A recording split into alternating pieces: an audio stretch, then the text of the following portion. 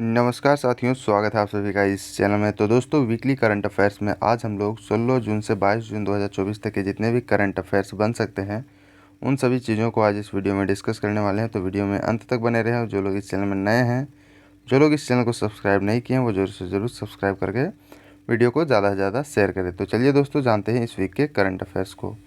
Risk manager of the year award 2024 का ये जो अवार्ड है, ये आरबीआई दैट मीन्स हमारे देश के जो सेंट्रल बैंक है, रिजर्व बैंक ऑफ इंडिया, उसको दिया गया है। और ये दिया गया है सेंट्रल बैंकिंग लंदन के द्वारा ये पुरस्कार ये दिया गया है। Risk manager of the year award 2024 का ये जो अवार्ड है, अब इस अवार्ड को प्राप्त किए हैं आरबीआई के कार्यकारी निदेशक है श्री मनोरंजन मिश्रा जी के द्वारा ये अवार्ड प्राप्त किया गया है। और अभी आरबीआई के गवर्नर की बात करें तो ये श्री शक्तिकांत दास जी अभी आरबीआई के प्रेजेंट में गवर्नर है। और ये जो आरबीआई है दोस्तों, ये हमारे देश में जितने भी बैंक्स हैं, प्राइवेट सेक्टर के बैंक या फिर पब्लिक सेक्टर के बैंक या फिर गवर्नमेंट बैंक हो, उन सभी बैंकों को ये रेगुलेट करता है। और आरबीआई के द्वारा ही repo rate, reverse repo rate, bank rate वगैरह जो है डिसाइड किया जाता है। तो ये सभी चीज़ें हैं जो इनसे रिलेटेड हैं। अब नेक्स्ट बढ़ते हैं। नेशनल क्राइम रिकॉर्ड ब्यूरो, जिसको शॉर्ट फॉर्म में एनसीआरबी बोला जाता है। और ये न्यूज़ में क्यों है? क्योंकि एनसीआरबी ने एनसीआरबी संकलन ऑफ क्रिमिनल लॉज ऐप को ये लॉन्च किया है, इसीलिए ये न्यूज़ में है। तो ये दोस्तों, ये भारत सरकार के गृह मंत्रालय के अंतर्गत ये आता है। और इसके अभी प्रेजेंट में निदेशक की अगर बात करें तो ये विवेक गोगिया, जो कि एक आईपीएस अधिकारी है, ये अभी हमारे जो नेशनल क्राइम रिकॉर्ड ब्यूरो है उसके ये निदेशक हैं। और इसकी स्थापना मार्च 1986 में इसकी स्थापना की गई थी एनसीआरबी की। तो इतनी सारी चीज़ें हैं जो इससे रिलेटेड है। अब नेक्स्ट बढ़ते हैं। पुस्तक का ये विमोचन किया गया है और इस पुस्तक का नाम है the adventures of Eid a mama Eid finds a home, जो कि ये आलिया भट्ट के द्वारा ये लिखा गया पुस्तक है।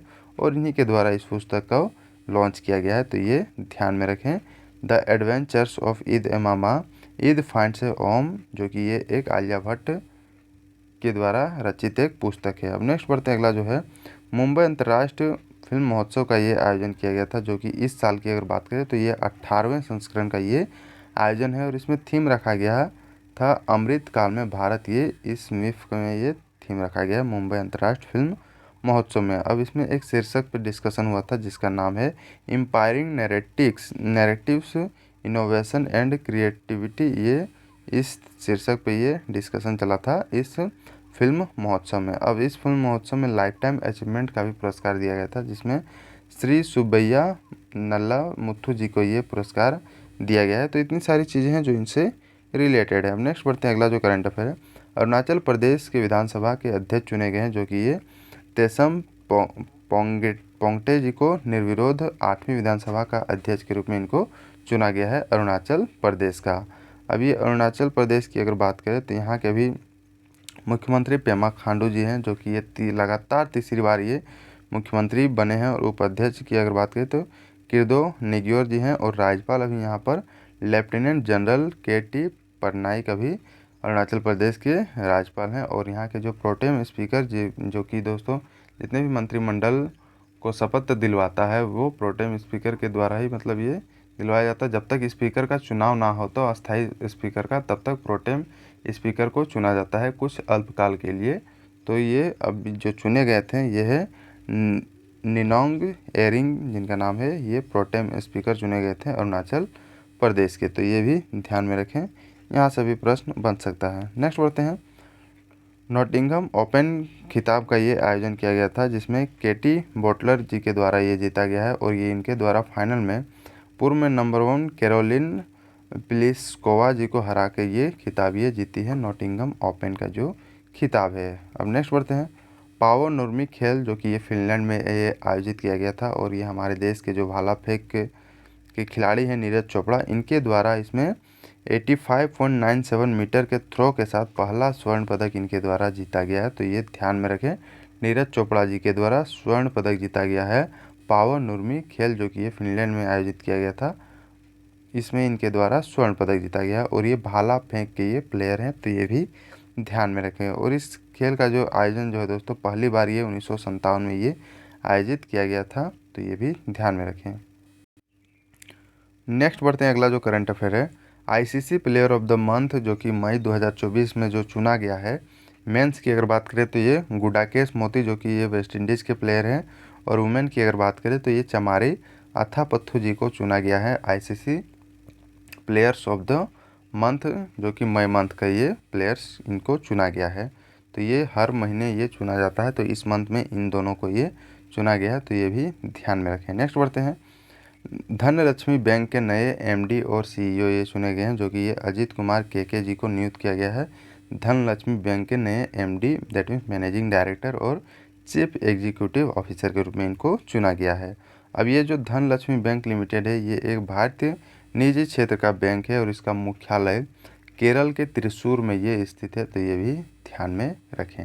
नेक्स्ट बढ़ते हैं।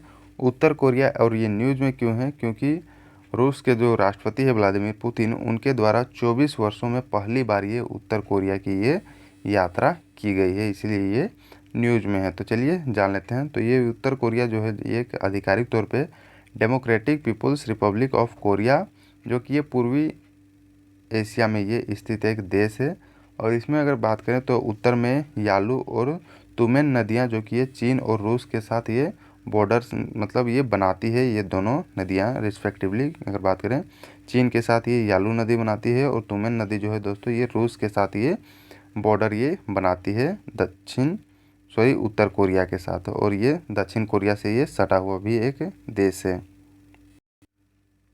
उत्तर कोरिया में जो भी तानाशाह है ये किम जोंग उन जी है, और यहाँ की जो राजधानी है ये प्योंगयांग में स्थित है। और यहाँ की जो मुद्रा चलती है, करेंसी जो चलती है, ये उत्तर कोरियाई वॉन यहाँ की मुद्रा है, तो ये भी ध्यान में रखें। अब इसको मैप में देख लेते हैं। ये आपको दिख रहा होगा उत्तर कोरिया, जो कि ये साउथ कोरिया से ये सटा हुआ है, और ये चाइना इधर है, और इधर आपको ऊपर में ये थोड़ा सा रसिया यहाँ पर देखने को मिल रहा होगा, तो ये भी ध्यान में रखें।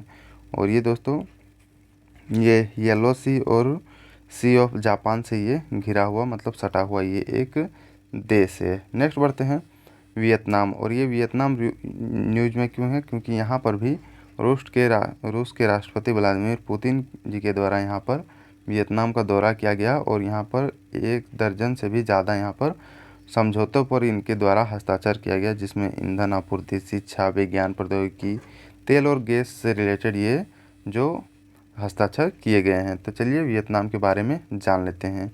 तो इसकी राजधानी की अगर बात करें तो ये हनोई में स्थित है, और ये जो देश है ये एक दक्षिण पूर्व एशियाई देश है।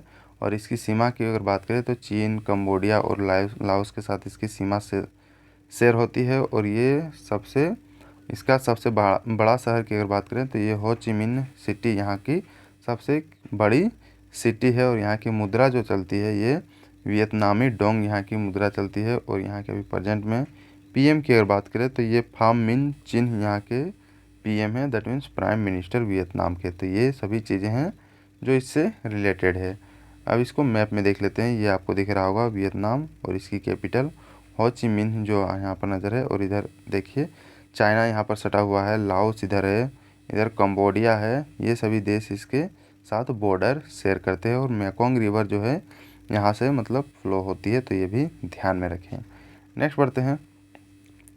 अब कुछ इम्पोर्टेंट डेज हैं जो इस वीक मनाए गए हैं, जैसे कि विश्व बुजुर्ग दुर्व्यवहार जागरूकता दिवस, जो कि ये प्रत्येक साल ये 15 जून को ये मनाया जाता है। और इस साल की जो विषय वस्तु दैट मीन्स जो थीम रखी गई थी, ये आपात स्थितियों में वृद्ध व्यक्तियों पर प्रकाश डालना, ये 2024 का ये थीम या फिर जिसको विषय कहते हैं ये रखा गया है।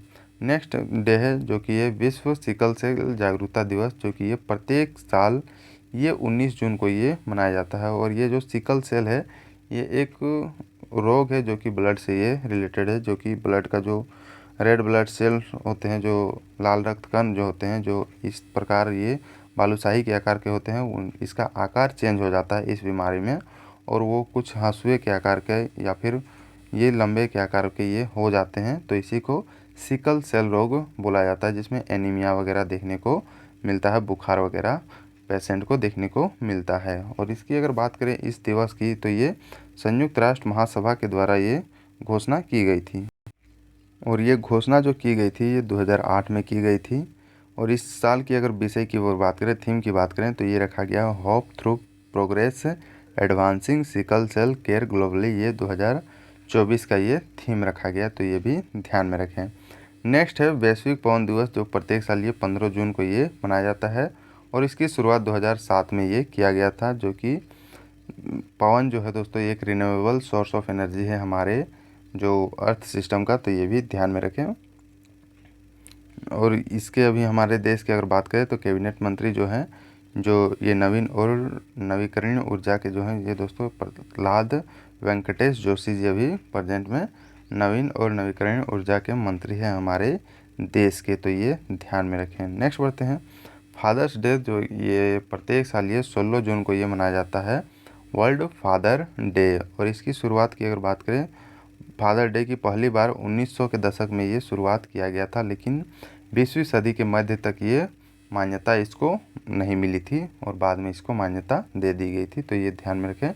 वर्ल्ड फादर डे ये प्रत्येक साल 16 जून को ये मनाया जाता है। अब ये दोस्तों एक काफ़ी मतलब अच्छे पर्सनालिटी के जो व्यक्ति हैं, जो कि ये उड़ीसा के पूर्व राज्यपाल ये रह चुके थे, इनका निधन हो गया, जो कि ये 95 वर्ष की आयु में इनका निधन हो गया। और इनका नाम है मुरलीधर चंद्रकांत भंडारे इनका नाम है, जो कि ये अगस्त 2007 से मार्च 2013 तक ये उड़ीसा के ये राज्यपाल के रूप में थे, जिनका हाल ही में ये निधन हो गया। तो ये था दोस्तों कुछ जो इम्पोर्टेंट पॉइंट्स थे। हालांकि इस वीक में ज़्यादा पॉइंट्स नहीं बन पाए हैं करंट अफेयर्स के, तो जितना बन पाए उनको मैंने इसमें कंपाइल करके ये डाल दिया है। तो थैंक यू दोस्तों फॉर वॉचिंग दिस वीडियो को ज़्यादा से ज़्यादा लाइक करें, शेयर करें और अपने अच्छे कमेंट पेश करें। और जो लोग इस चैनल में नए हैं, जो लोग इस चैनल को सब्सक्राइब नहीं किए हैं, वो ज़रूर से ज़रूर सब्सक्राइब करके बेल आइकन दबा लें, ताकि आपको रेगुलर अपडेट इस चैनल के थ्रू मिलती रहे। और दोस्तों वीडियो को शेयर करना ना भूलें। तो थैंक यू दोस्तों, मिलते हैं अगले वीडियो में।